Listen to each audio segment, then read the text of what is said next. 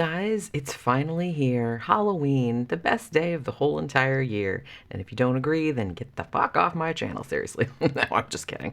So obviously this week I've been doing my Halloween Eek Week series. I was doing all these extra movie reviews, movies that really just screamed Halloween to me. And also ones old and new that I hadn't got around to doing and that were long overdue. Now this one, I had to do this one on actual Halloween because this might be, I don't know if I want to say this, but as far as family friendly type movies go, this might be the most Halloween-y of all Halloween movies. I'm not talking about horror movies and stuff like that because this is definitely not a horror movie, even though it has some dark elements to it. But this movie, it had kind of a fascinating production history, which I'll get into in a minute. And actually, I didn't even really know about it when I first saw it back in the 90s. But this is, of course, the family-friendly Halloween classic, Hocus Pocus from 1993. Now, interestingly, this is a Disney movie. And because we've done, we did Something Wicked This Way Comes, which was from kind of the dark Disney era where they were making very dark family fare in the 1980s, which, like I said, at the time didn't do all that well, but then later on got kind of a cult following. We've also talked about, not Disney, but also the Jim Henson movie, The Witches, based on the Roald Dahl thing, which again, aimed at children, but super, super dark. This one has some aspects of that too. It has some dark elements to it, but this one is just a lot more fun, a lot more silly. It's not really supposed to be taken as scary. It doesn't really have that many scary elements in it, although when you kind of describe what happens in the plot to somebody that hasn't seen it, it does kind of sound darker than it is. But because the tone of it is so over-the-top comedic that it gets away with it. So like I said, we're talking dark Disney, but it's not nearly as dark as some of the stuff that came out earlier, and like I said, not nearly as dark as The Witches from 1990, which was straight up terrifying. This one is just kind of more silly, campy, fun, aimed at probably younger children. Although, honestly, this came out in 1993, and I feel like I saw this in the theater because this came out right around, this came out before Nightmare Before Christmas, but I was kind of seeing a lot of movies in the theater at this time. I might have seen it at a second run, at a dollar theater, because I was doing that a lot too, because I was a broke dick at that time. But so I feel like I did see this in the theater, and even though it's aimed at younger kids, it's still fun enough for adults to enjoy as well. And like I said, it's one that always kind of puts me in the Halloween mood because it's a very, very, very Halloween movie. It takes place on Halloween. There's trick-or-treating in it. There's a big Halloween party. There's witches and black cats, and it's just really just fun, you know what I mean?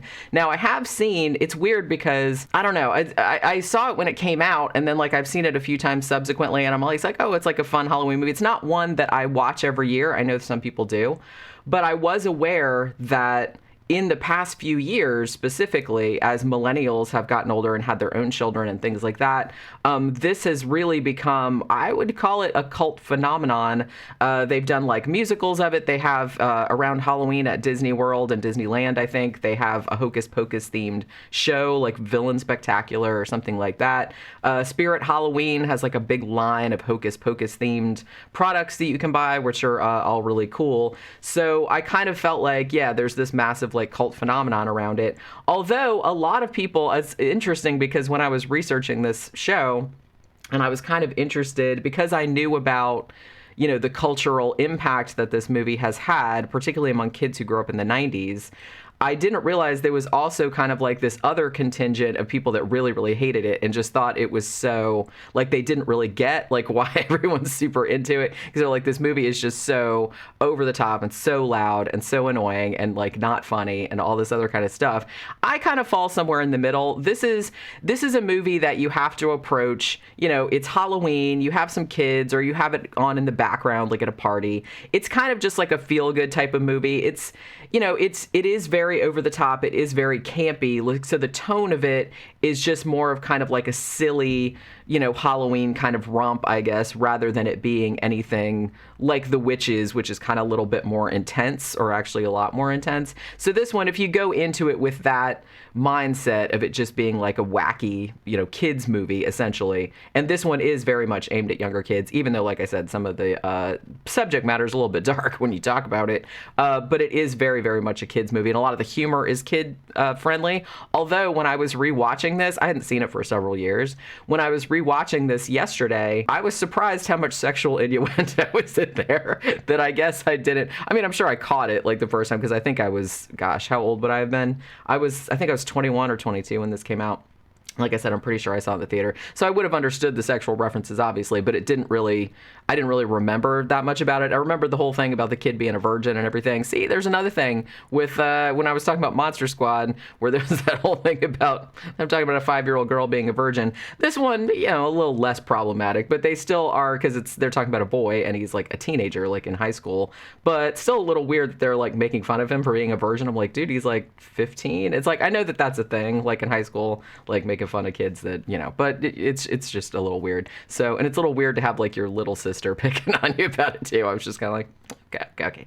But yeah, so one thing that I did not realize, there was a lot of things I didn't realize about this movie, because like I said, I was just been aware of this movie like ever since I was in my 20s, because it was just always kind of in the background, and people would show it like every Halloween. And I think even now Freeform, which I think is owned by Disney. I think it used to be ABC Family. And every October, they show this movie, like, pretty much on an endless loop. It's almost kind of like, how around Christmas story, like around Christmas, like some channels will show a Christmas story, like just over and over. They'll show it for like 24 hours. I kind of feel like that sort of cultural saturation has happened with Hocus Pocus. So when I went back to research, like, when this first came out, I was actually quite shocked to discover that when this came out in the theater, it was pretty much a total bomb. Now, there are probably a lot of factors for that. Probably the main factor, I feel like, was that Disney released it in July, for fuck's sake. I know why they did it, because Nightmare Before Christmas, which was also Disney, was coming out in October, and they didn't want the two movies to cannibalize one another, to compete with one another. So they just kind of, and maybe they didn't have a lot of faith in Hocus Pocus, when they made it. So it's just kind of like they just dumped it like in July, and it obviously didn't do all that well. I think the first week that it premiered, it came in 4th. It was after, I think, some other shit had come out that week, like In the Line of Fire, that's a great movie too, and a couple other ones. And I think it even came out behind Jurassic Park, which had already been out for like more than a month at that point.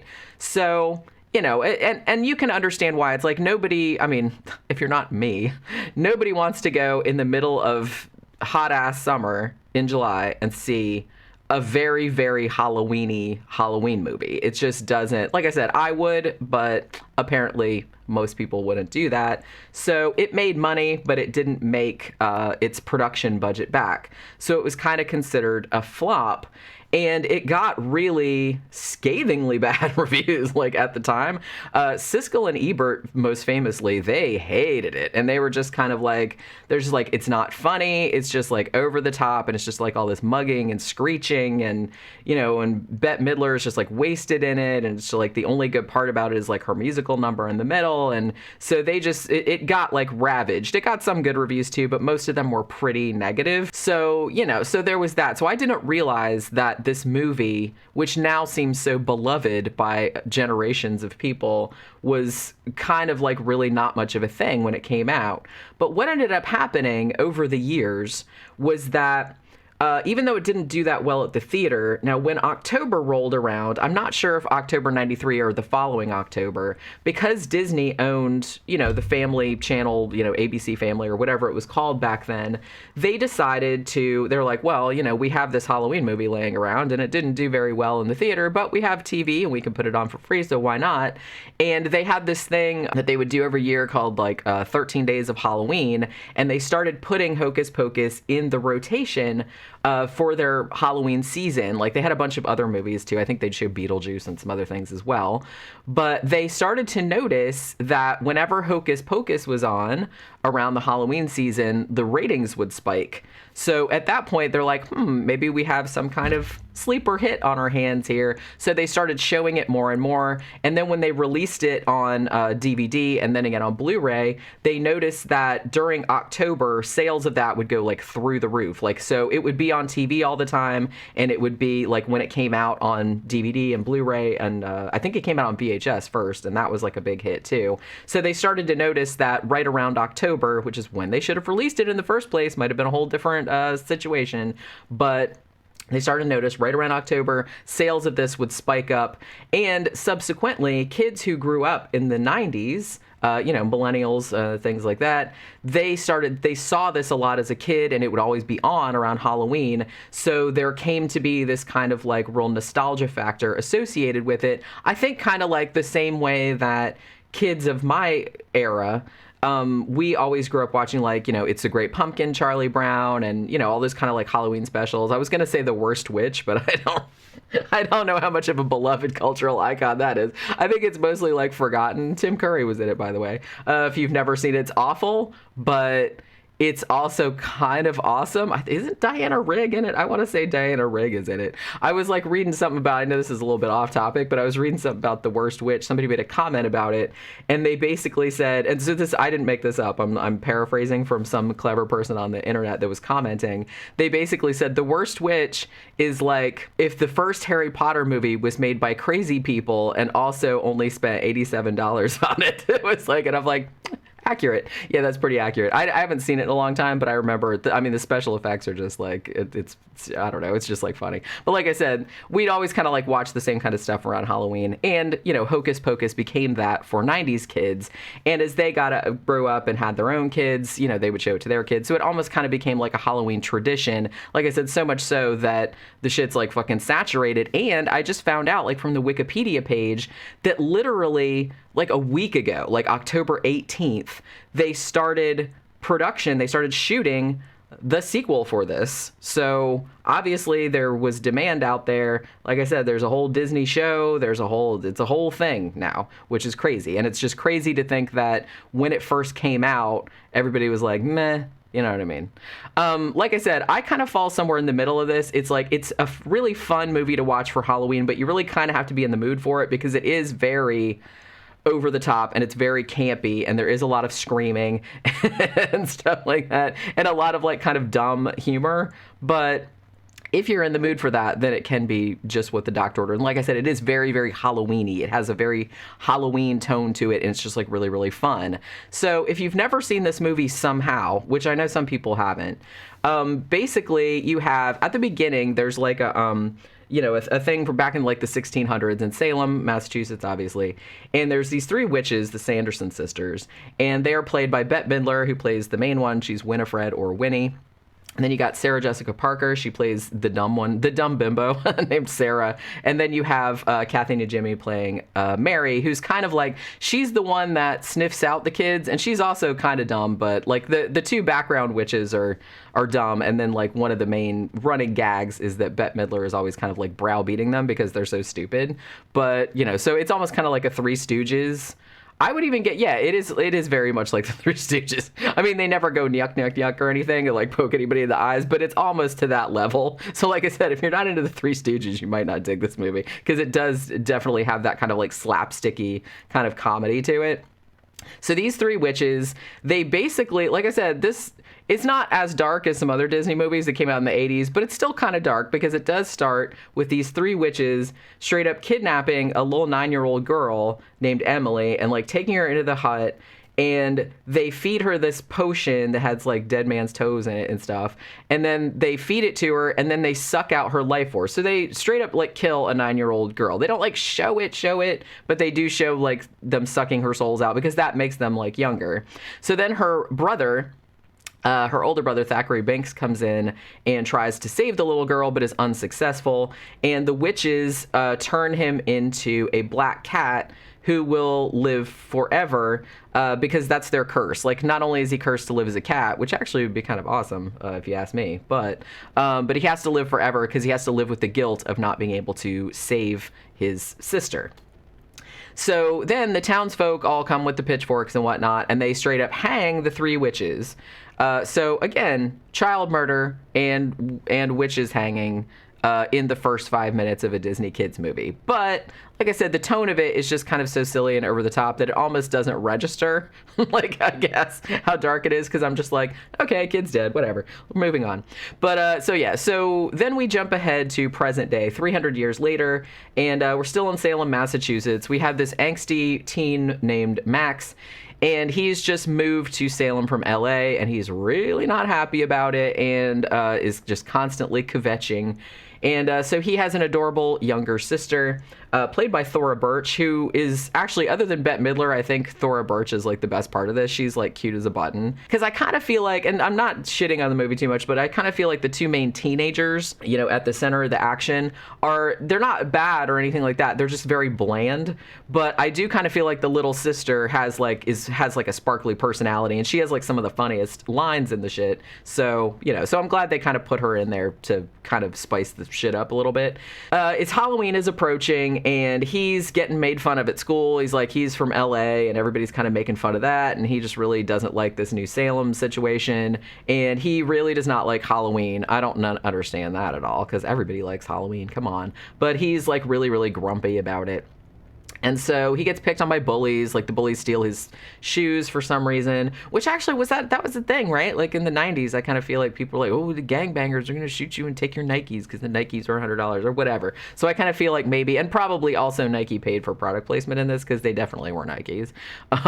There was a couple other like product placement in here too. Maybe Clark Bar, which I'll get to in a minute, but if I remember. But yeah, somebody did like specifically mention Clark Bars. I'm like, wow, man, do they still make those? Maybe they did in the 90s, I guess. I don't know if they still make them or not. I don't even remember what the fucking Clark Bar is. What's in those? Is it caramel? I don't know. I don't remember. Anyway, in class, it's Halloween is coming up, and the teacher is telling, as she presumably does every year, she's telling the high school kids like the legend of the Sanderson sisters, and and how they're supposed to like they always want to like kill all the children of Salem and like take all their souls so they can remain young and beautiful forever and all this other stuff. And Max is of course like, bullshit, this is so lame, blah blah blah. So there's that whole thing. However, there is a girl in his class who he's kind of crushing on.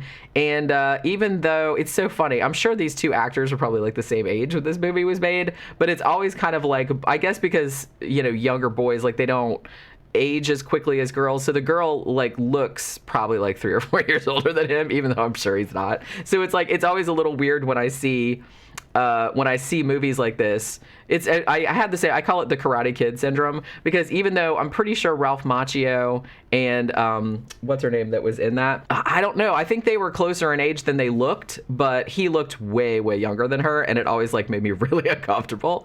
And because I was like, dude, it's like she didn't look old enough to be his mom, but almost. This isn't quite that egregious, but he definitely does look a few years younger than her, even though maybe he wasn't. So they're kind of crushing, and they hang out. And but he kind of gets humiliated by the bullies and everything. And then, if life wasn't lame enough, as if he wasn't put upon enough, he also has to take his little sister out trick-or-treating because their parents are going to a Halloween party. So, of course, he just, like, gets all angsty pants about that and gets picked on by bullies again. And he just thinks, like, oh, my God, my life is the worst, blah, blah. So, like I said, he's real kind of like whiny. So while he's out, they sort of straight up wander into a house belonging to, well, they don't know this, but he wanders into this house that belongs to his crush. And they're having a big party, and I guess it's like an open house type of situation. So he walks in there, and somebody says, I guess because the little sister is dressed up like a witch, and the girlfriend, what the fuck is her name? Girlfriend's name is Allison. It took me like, for some reason, it took me like forever to fucking find that. But yeah, so, and the little girl's name is Danny. I don't know if I mentioned that before. So they wander into Allison's house, and Allison is kind of like, oh yeah, I'm like really into witches too, because Danny is dressed up like a witch. She's like, matter of fact, I think she says my mom used to run the Sanderson Sisters Museum, and because their house is totally still there. And so Max is like, well, let's go check it out, because, this party is boring and whatever. It's like Allison's parents' party, and she's just like, I'm not down for it. So they go to the museum, which used to be the Sandersons' house. And there's a legend that on Halloween night, if somebody lights this black flame candle, but it has to be a virgin though. They don't specify whether it's a boy or a girl virgin, which that's very nice because the Monster Squad had to be a girl virgin. This one doesn't matter. It's an equal opportunity virgin candle. So whoever lights the candle will bring the witches back. So of course, even though Allison and Danny are like, yeah, no, let's not do that. Max decides for whatever reason, no, I'm going to do it anyway. You guys are being chicken shit. So he lights it. And of course, the witches come back. Now, also into this mix, if you remember, Thackeray Binks, the kid whose sister got killed like 300 years ago, he got turned into a black cat, and he was also immortal, so he's still around too. So apparently how he's spent his immortality is hanging around the Sanderson house, trying to keep people from coming in there and lighting the candle. However, he wasn't able to prevent Idiot Max from lighting the candle, so obviously the witches come back. Now, the caveat being that the witches are only back for Halloween night, and then when it's morning, they'll turn to dust unless they suck out a bunch of children's souls. I don't know if they have to do, I guess they just have to do at least one, and that'll put like more gas in their tank, and then they can just get all the, because they are actually trying to essentially kill all the children in Salem. So like I said, it's a little dark. It's a lot of child murder, potential child murder going on in this, in child peril. But as I said, because it's so over the top, it doesn't really read as all that dark. So basically the rest of the movie is them and Binks the cat, who also talks. Although he doesn't start talking until later, because you would think that if he was trying to like warn people about the sisters, like, hey, don't light that candle because for real the witches will come back. No, I'm serious. You'd think that he would be able to talk, but he doesn't talk prior to that. So maybe somebody had to light the candle for him to be able to talk. That's not really made clear, and maybe I'm thinking about it too much. But yeah, but he does talk, and so he like helps them out with all the lore and tells them like what to do and everything. Oh, and there's also Winnie's, Bette Midler's spell book, which is magical and has a moving eye on the front of it, which is super cool. I actually really like that effect. She needs that because the kids steal it, because of course they do, and then she needs it back to make the potion the soul sucking potion. Like she needs the potion, because it's been 300 years since she made it. Like, give her a break. It's been 300 years since she made it last time, and she can't remember exactly how to make it, so she needs the book. Now the book has like a homing spell on it, but there's ways kind of around that. So basically the rest of the movie is just the kids trying to evade the witches. The witches there's like some little slapstick gags about them not knowing what a paved road is or not knowing what a bus is, but all in all, they seem to really kind of like catch on to the 20th century pretty quickly, so good on them. Also, there's some kind of funny shit where, because they can walk around freely because it's Halloween, so everybody just thinks they're in costume, right? And so they're at this one house, and they leave their magical brooms outside, and these little girls who are dressed like the Sanderson sisters like straight up steal them, because I guess their parents never told them. It's like, hey, those aren't yours, but they were just kind of like, hey, cool brooms. Guess somebody just left them here for us. So they took them, and so it ends up that the actual Sanderson sisters have to like go back to the house, which had subsequently been turned into a museum, and they have to get like Winnie gets a broom, even though it's like a more modern broom. I think Sarah gets a mop, and then of course poor Mary has to ride on a vacuum cleaner. So they get a couple like gags out of that as well, of them flying around and, like I said, taking a bus and whatnot. And so there's a point in halfway through where I think like the kids think they lure the witches to the school, like the high school, and for whatever reason the high school has like a room, like a kiln. I guess it's a kiln, like for the art thing, or a boiler. I don't know what it is, but it's like a room, and they put like you can like turn fire on. And they don't even lock the school. I guess back in the 90s, maybe they didn't. I don't know. But so they lure the witches in there, and they put them in, and they think that they burn them alive. So again, witches burning alive. That's nice in a kid's movie. But it doesn't work. Although I was not clear on why it didn't work. Like, because it seemed like it was working, because they were all in there and they were burning and they were screaming and stuff. And then like the green shit comes out of the, the chimney or whatever. But then the green stuff like reverses and goes back in, and they're just like, oh, never mind, we're fine. And they like weren't even singed or anything. So, but I guess because it was Halloween night, there was like a magical spell on them sort of, and like they couldn't die until dawn came or whatever. Like I said, again, I'm thinking about it too much. But so for a long time, the kids think that the witches are dead, so they still have the book, and then they think to themselves, well, maybe we should try and reverse the spell on Binks the cat and turn him back into a boy, because he'd probably appreciate that. But then when they open the book up, the book has like a beacon, and like it shines all over the place. So of course, like the witches see it and they go chasing after him. Also, a really happy addition to this, and I really like this this addition in the movie, is I guess like back in the old days, Bette Midler's character Winnie had been knocking boots with this guy named Billy Butcherson, and then he started like fooling around with Sarah, this Sarah Jessica Parker's character, the hot one. And so Winnie straight up poisoned him, so he's dead. But now she can go to the cemetery and like bring him back as a zombie, essentially, because the witches can't go. They can't walk around in the cemetery because it's hallowed ground, right? So she has to kind of like get one of her minions to come up out of the grave. Although Billy doesn't really like her all that much, obviously, because she poisoned him, and she's always like bossing him around. That Billy Butcherson is played by the great Doug Jones, which I didn't realize. If you don't know Doug Jones, I mean, he was in Pan's Labyrinth. He played the Faun, and he played the Pale Man. He was in Hellboy. He played Abe Sapien. Yeah, he plays that. He's usually, I mean, he's played himself, like, as himself, but he's usually real good because he's real tall and thin, and he's a mime and, a contortionist. So he usually plays, like, a lot of those kind of, like, otherworldly creatures and stuff like that, and he's really great at it. But, yeah, he plays Billy Butcherson in this.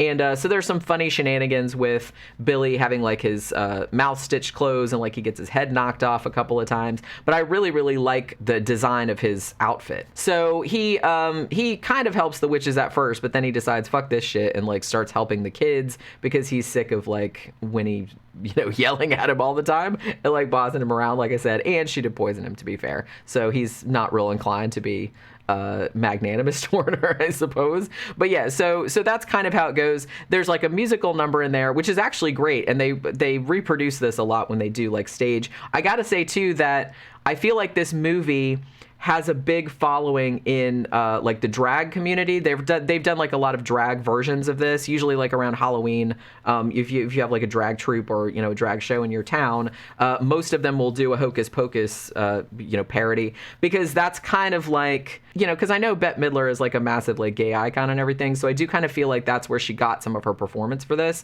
because you can tell, even though the witches are totally over the top and it's just so silly, and just like I said, it's almost like Three Stooges kind of stuff going on, but you can tell that the three of them, particularly Bette Midler, are having the fucking time of their lives. They look like they're just having a blast just playing these ridiculous, like, silly witch characters, and they're just like, they play off each other, and they're always like knocking each other around and like yelling at each other and calling each other's names and stuff like that, and it's just like so funny. And I think Bette Midler even said later on that this was actually one of her favorite roles, because she just loved just the over-the-top villainy and just being able to just be so fucking just be so campy and ridiculous, and you can just tell she's having a great time with it. I will say that had this movie not leaned full on into, particularly the witch characters, had this movie not leaned full on into campy ridiculousness, I think it would have kind of been forgotten. There's other good elements to it.